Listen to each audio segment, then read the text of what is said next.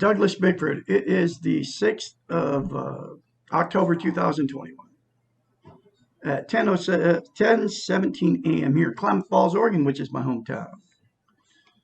I am teaching self-esteem on YouTube and sending it to Facebook, Twitter, and all that kind of stuff.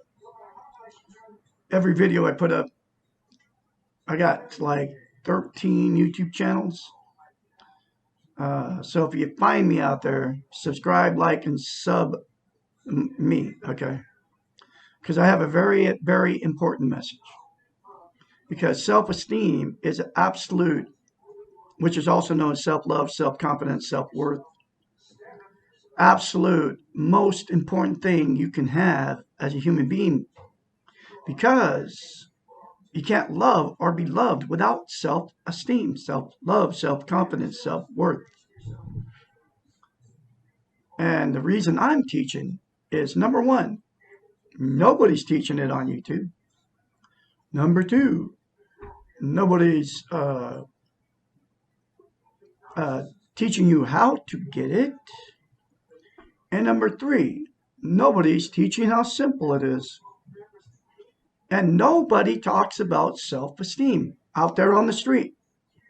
When was the last time you had a conversation with anybody about self-esteem, self-worth? People don't even know what it even means. What it means is how you feel about yourself inside.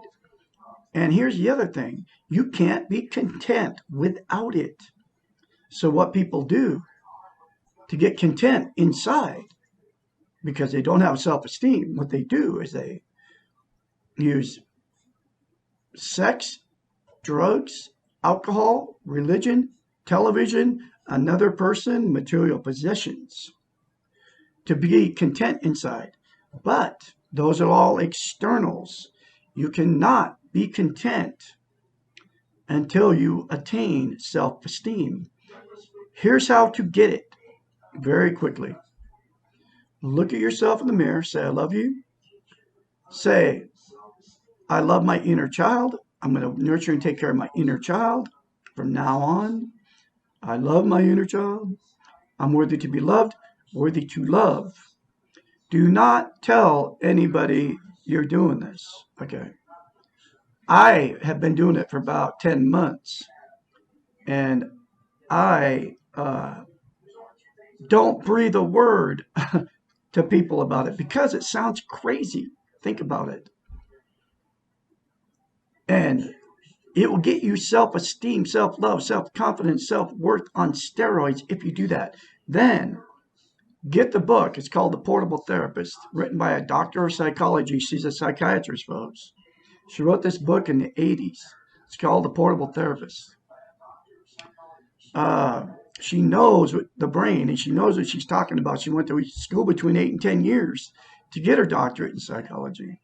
She was a counselor, a therapist, many years. I'm not sure whatever happened to her, but she can't be found anywhere. You can't even find a picture of the one. And anyway, I'm teaching chapter at a time out of this book. And the reason I ended up doing this is because 4.5 years ago, May of 2017, I got myself in a toxic marriage. And I left that toxic relationship on the 2nd of November 2020, which is pushing 12 months now. Okay. It's over 11 months. And because it was my fourth marriage, my fourth toxic relationship, every marriage I've ever been in has been toxic because I didn't love myself. And I'm full of self-esteem on steroids now. Okay.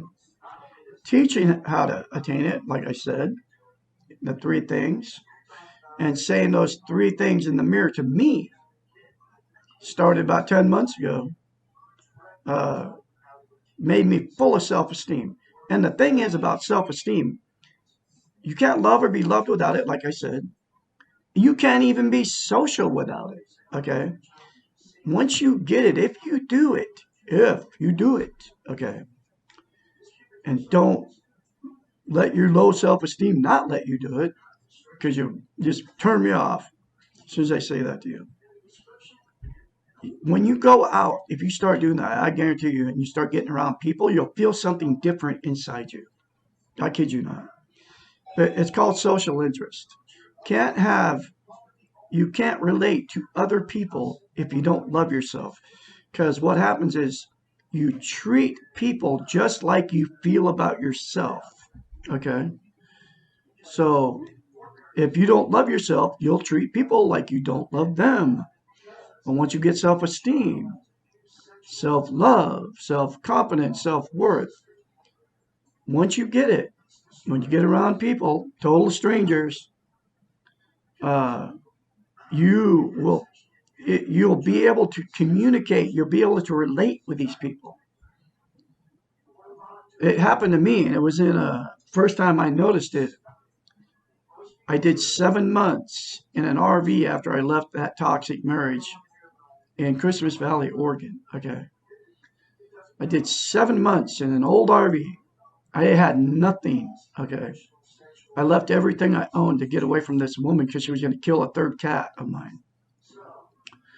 And I attained self-esteem in that 7 months because of this book, Affordable Therapist, and the mirror therapy. I call it mirror therapy.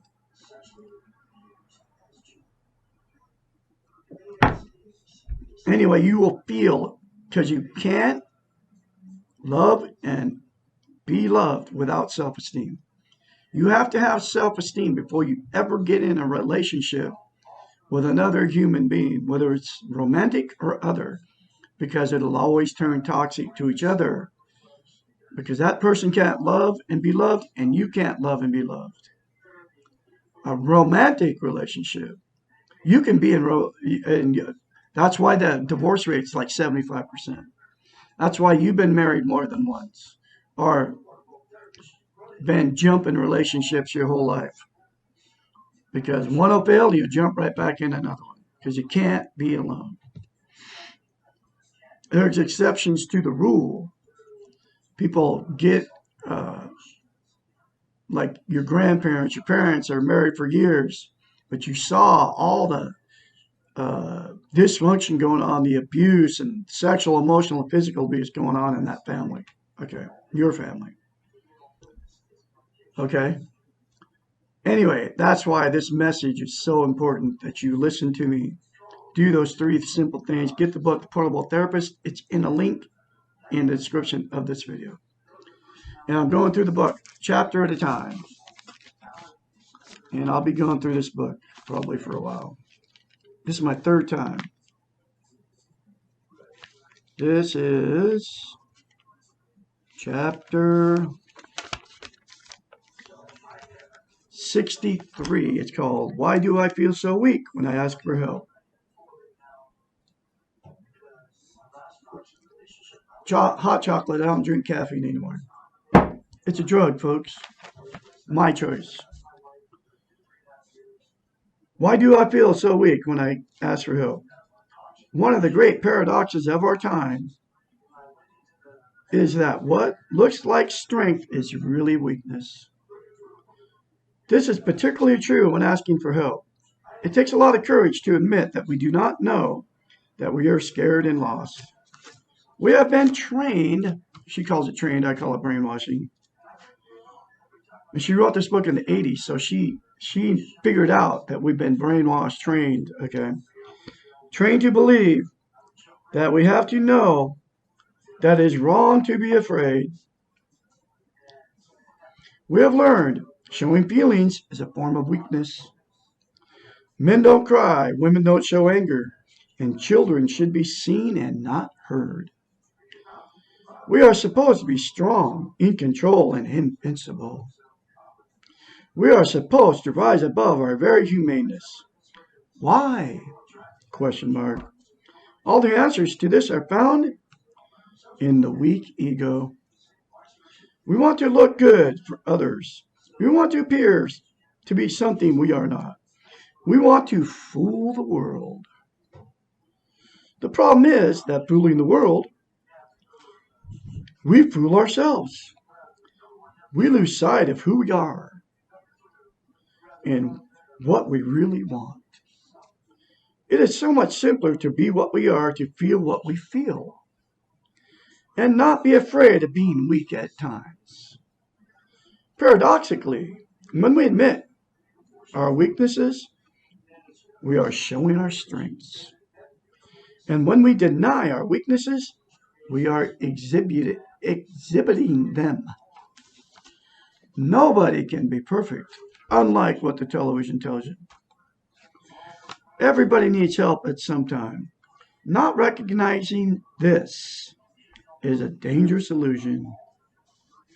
It is an illusion, but a sometimes painful reality that we are ultimately alone and must be responsible for changing ourselves. But we do need guides to help us get on the path, support us, and sometimes encourage us to stay on the path to the center. And that's, I can be your mentor. I can be your guide. I have self-esteem now, full of self-love. I'm not afraid to show my weaknesses. Okay?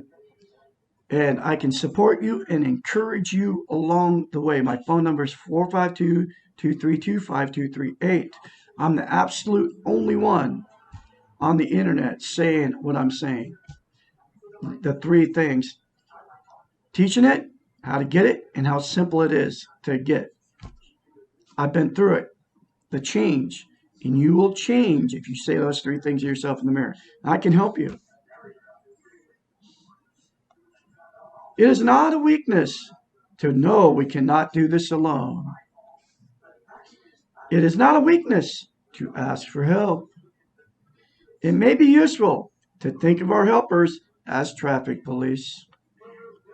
They show us how to go, when to stop, when to proceed safely, but they do not take us where we are going.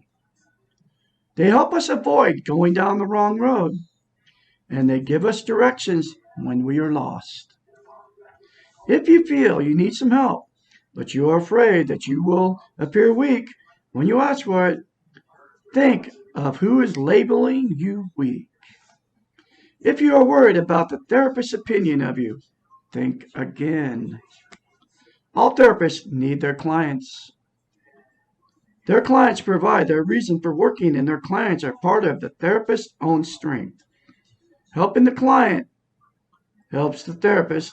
Every client teaches the therapist something. If you are concerned about others' opinions of you, remember that you cannot control what anyone else thinks or feels, and that you are responsible only for yourself. The other person may think they want, but they cannot live your life for you. You must take care of yourself and let them take care of themselves. If you are worried that you feel weak when you ask for help, welcome this feeling as the beginning of the fighting the weak ego. Admit that you feel weak, but ask anyway. If you feel weak and do it anyway, you are being courageous. The hero does not always feel strong. Moments of great courage are usually accompanied by feelings of inadequacy and weakness. And remember, weakness is not a feeling. It is a state of mind that you have learned, been brainwashed by the televisions, one of them, Facebook, YouTube, Instagram, TikTok.